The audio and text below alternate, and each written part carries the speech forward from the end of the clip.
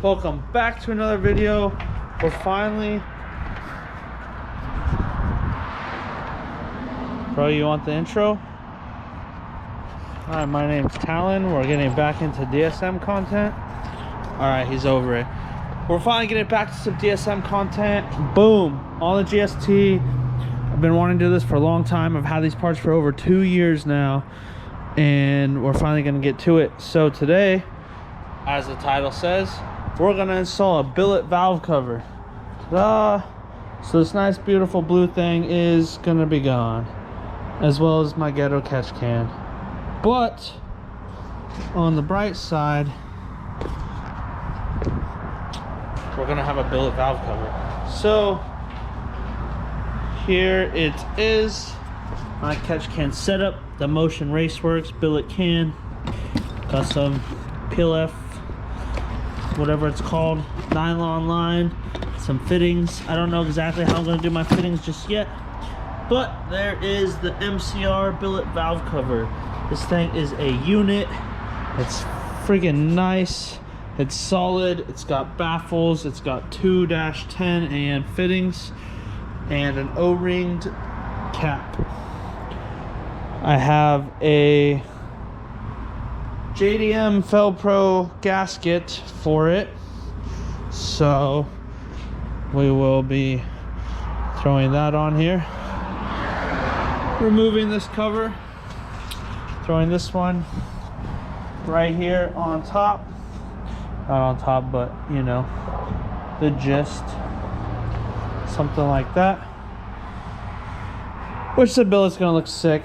And then I'm probably just gonna run my catch can in the same spot for now, and down the line when I do a battery relocation, intake manifold, 6-pole swap, everything else, we'll end up relocating it. But for now, I'm just gonna make 2 quick lines there. Bada bing, bada bang. That's that. And we'll see how it looks.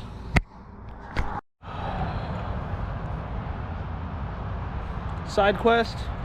I got some of the drift wheels out. I'm gonna clean these things off. They're all kind of dirty. Got new rubber for those 6. Still need to get new rubber for those. These are okay and these are okay, but I gotta finish those off this event. These are still my fronts, so I want to put the R888s on those. I just need to find some more 225s for those. But if I did R888 in those and then put those 235s on there, burn those off, and then had those. Plus I got the rears still, which are over here, but they're 285s. I'm definitely not about to drift on those. But I might bring these just to something to drive home. That way I can kill all those if I want. But I would imagine this event's gonna be more busy than the last one, so I really don't see myself going through 8 tires. Maybe, I mean, I guess if the car just stays cool the whole time and I can just be out there hot lapping, possibly. But I've been told with these new tires, basically just go do like a half-ass lap, kind of warm them up and then let them cool. And apparently they harden up a bit and they last a bit longer. So I'm gonna definitely try that this weekend. Yeah. But for now, they're all nasty. We get some dirt and grease and brake grime off all these things. I bought that little cleaning kit, chemical guys, I think, from Costco. They gave me some citrus shit, some ooey gooey juicy stuff, and this thing. It was pretty cheap. I think it was like 20 bucks. It's not in there. Where is it? It's right here. This stuff. Wheel cleaner, it works pretty good. So pretty much just gonna squirt all these things down, whip out the old Ryobi, power wash them. It's like 9 o'clock, still super bright. It ain't even spring yet, dude. Getting that Alaska weather. Anyways,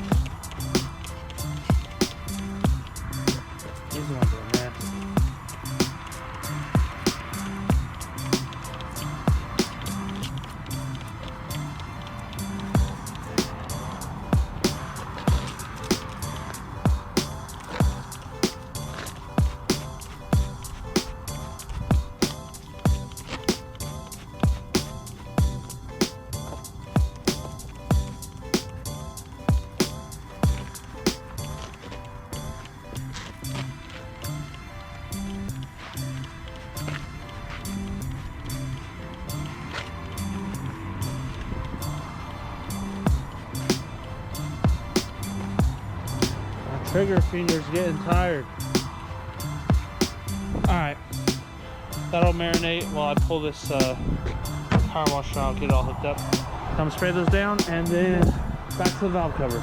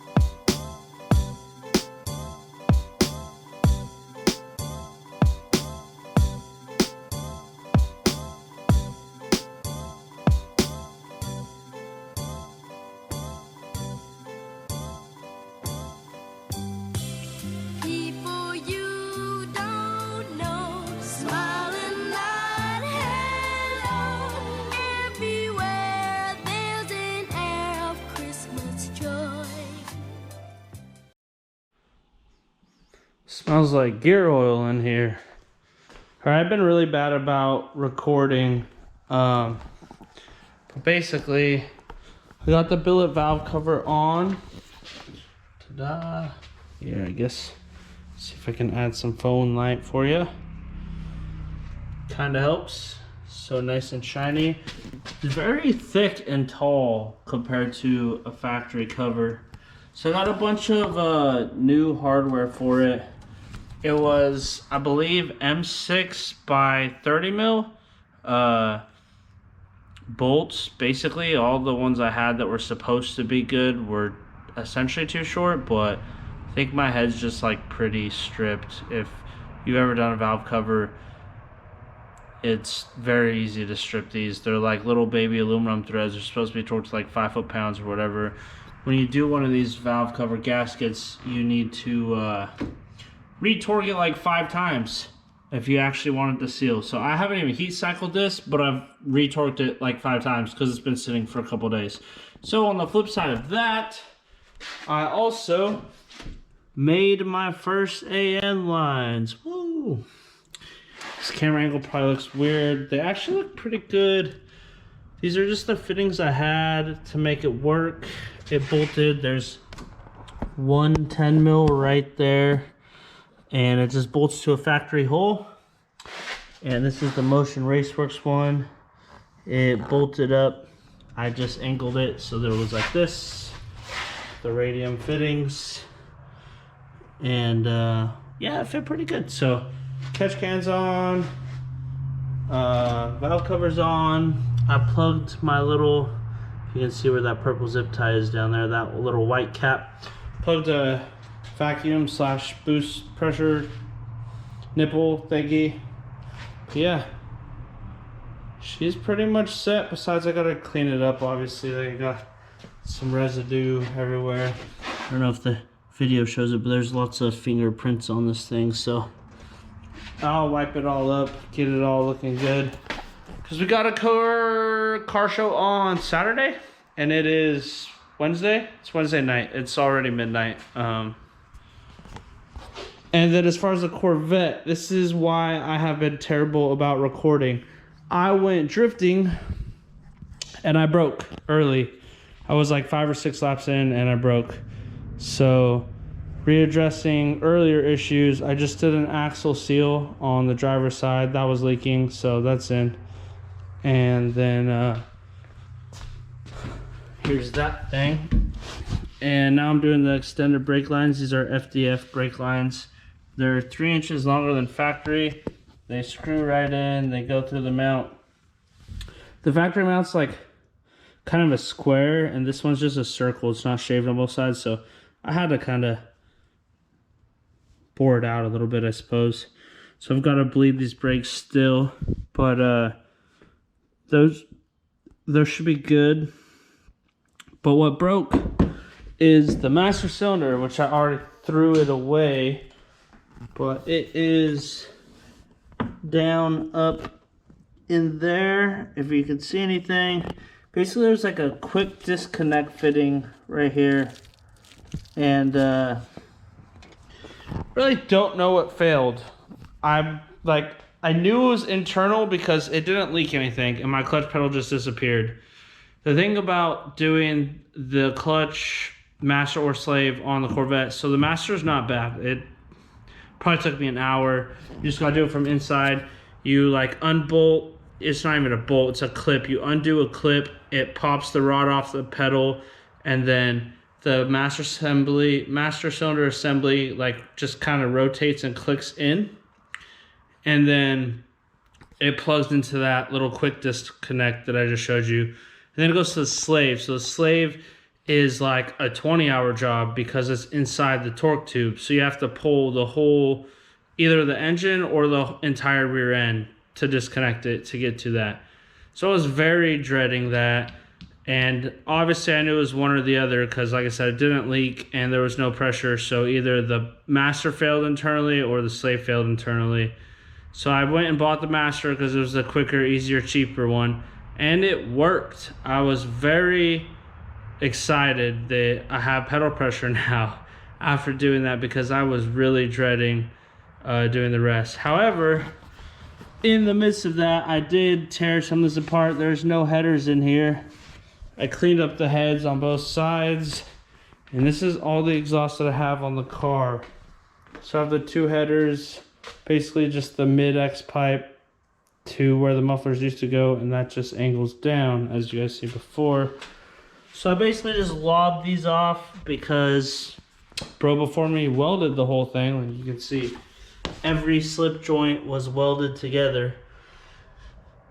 Yeah, super sick. Anyways, got the headers off, cut them off, took them off. Just, well, it did make the master easier. I could have done it without undoing those for sure, but it was like, I bought V-bands to weld those back together anyway so that it is removable for the future, so that like I don't have to hate everything. So yeah, I'm just waiting on those. They should show up on Sunday. Like I said, it's Wednesday. So by the end of the week.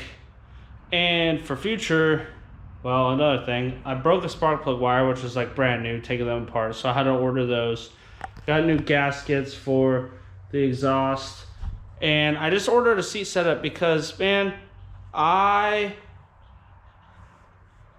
feel like my driving could drastically improve with a seat. I started driving last week, this last event. My first lap was embarrassing. It was so bad. To be fair, it was only my second time ever driving, but I was killing it at the end of the week or two before.